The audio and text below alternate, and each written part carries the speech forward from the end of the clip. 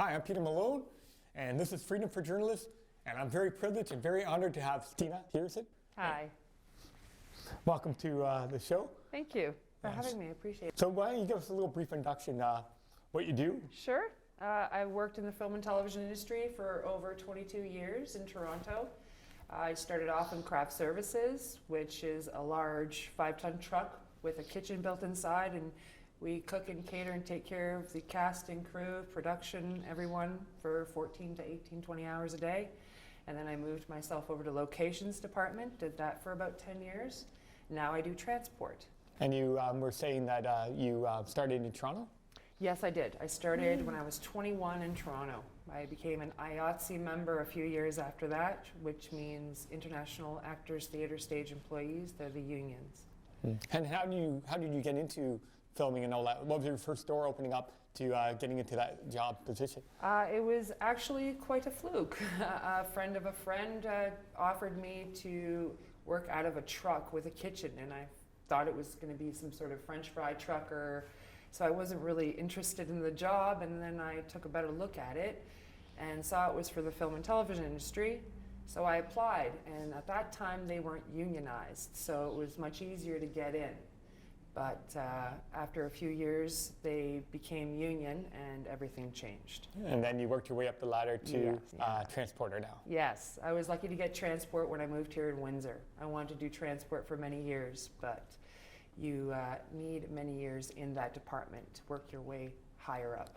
For the people that don't know what transport is, why don't you give us a little bit of a definition? Sure. Well, I was given the title of transport coordinator, which is at the top, and underneath there's transport captain, and then you have a base camp captain, but then you have also the drivers and the cast drivers.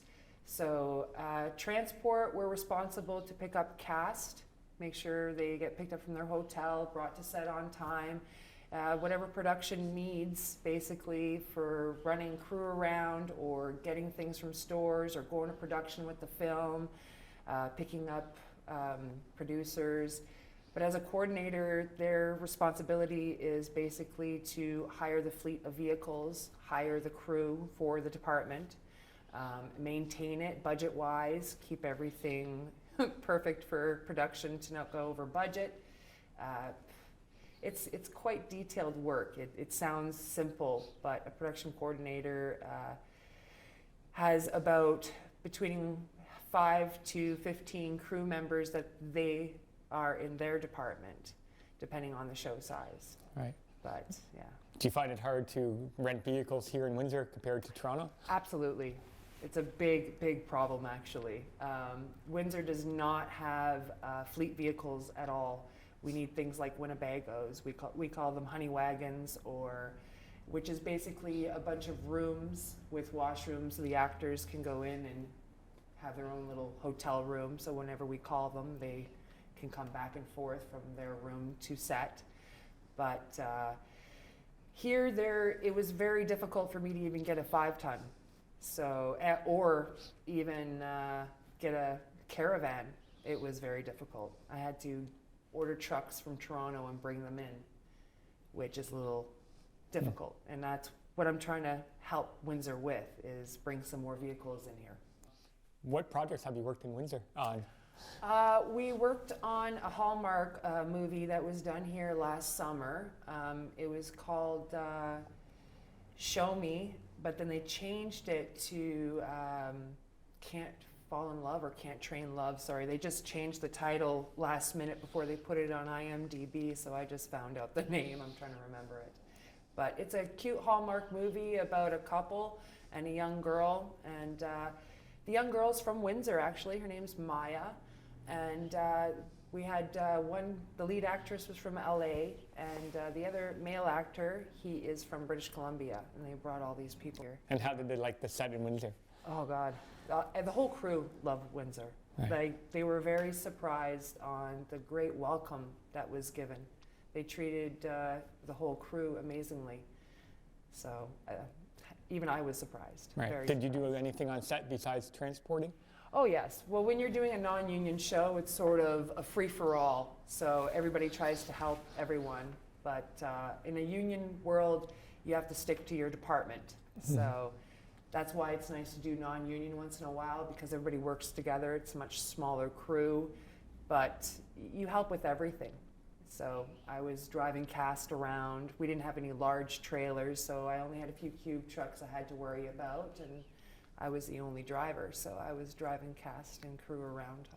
Is there any new projects coming up that we don't know about that are being filmed in Windsor? At the moment, I'm not aware of anything because the actors and writers' strike just finished before Christmas, but I hear a lot of buzzing going on. There's supposed to be 6, 7 more shows made by the same producers we worked with last year. They're trying to come back, and there's a lot of people in Chicago and Detroit, I understand, are trying to film here as well. Plus, we have I have a good friend of mine who is a president of NABET, and her name's Peggy, and she very much would like to start to open a studio and bring the union to Windsor, because Windsor has so much potential.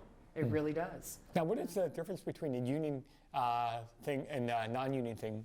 What is the difference on that? Okay, so non-union, back in the day we used to call it guerrilla filming. But it's not so difficult anymore. Guerrilla filming was when you would quickly just shoot a scene without any permits or anything. Union has to be done way ahead of time.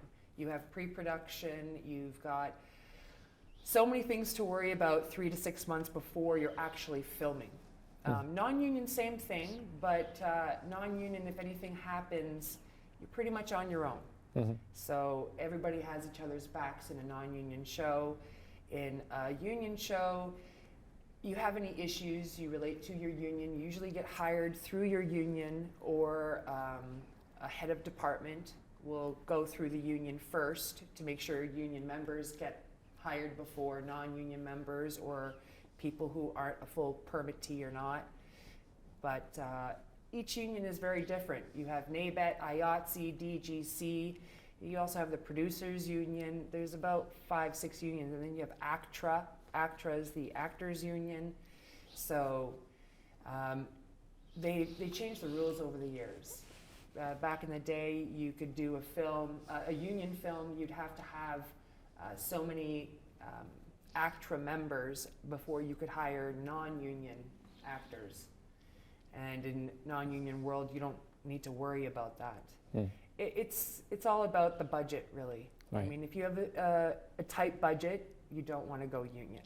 If you have a good budget, you want to make sure you go union. You were saying about when you were filming your Hallmark feature here, how was the city vibe like? Was the city helping you out, or were they fighting against you? The city of Windsor is very, very amazing when it came to filming here. They were very quick.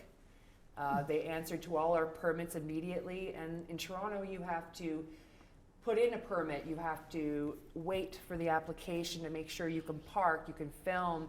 Locations have to go to the places that the directors and producers want to film and ask ahead of time and offer a certain amount of money to film there. Windsor just jumped up and helped us. I mean, even with the issue with the city having private parking authority, the city were all over them to tell them to leave us alone. They even gave us the waterfront. We were filming so much stuff there during, you have this beautiful little carnival on the water, and we were filming around it. We were even going to film in it. Then you have Caesars. They helped us out immensely. I have to say, I really love Windsor. Do you think the message got heard from across Toronto and everything and everywhere else? I'm really hoping so. I know it's going to take a little bit more time, but the fact that a union wants to start something here, it's a big step. Right. And I'm a little surprised it hasn't happened sooner. But And you're part of the voice for it to come here in Windsor, like you spoke to people here. I'm trying to very hard, yes. I have friends in the union who are asking me to stay here and become a full member just so I can help pick it up in Windsor, because there's all the little cities in Ontario have been slowly grabbed. I don't know if you know this, but shows like Vikings was filmed in Sault Ste. Marie, right? And Ireland. But it's incentives. Film was always going in Hamilton, but they didn't have the same kinds of incentives. Now they have massive incentives. So there's about 3-4 studios built in Hamilton now, and they're pumping with tons of film. So is St. Catharines, believe it or not, London, Cambridge, they have a lot of film going on. But Windsor is the one place that hasn't gotten what everybody else is getting, and it's time now. Do you find there's a lot of talent here in Windsor for meeting the demand? I do. The people that I worked with, the Windsorites that I had the privilege of working with last summer, I'd love to work with them again. And the amount of talent that I think is here should be exploited. And I'm sad that all these people who live here think they need to go to Toronto or BC to do what they love. They don't. Stay here, because it's going to happen. You just have to be patient, a little bit more patience. And Windsor is going to be booming. I guarantee it. Even if it's small stuff, it's going to start. You have Chicago and Detroit right across the water.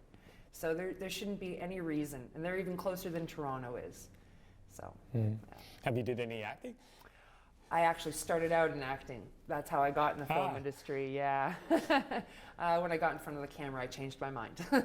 Did you go on any TV shows or movies? I was on one movie, but they took me out and put me in the editor's cut. So I was kind of happy that they did that. It was called The Pacifier with Vin Diesel. I played a soccer coach, but I was also the craft service provider on the show. So they asked me to just pop in.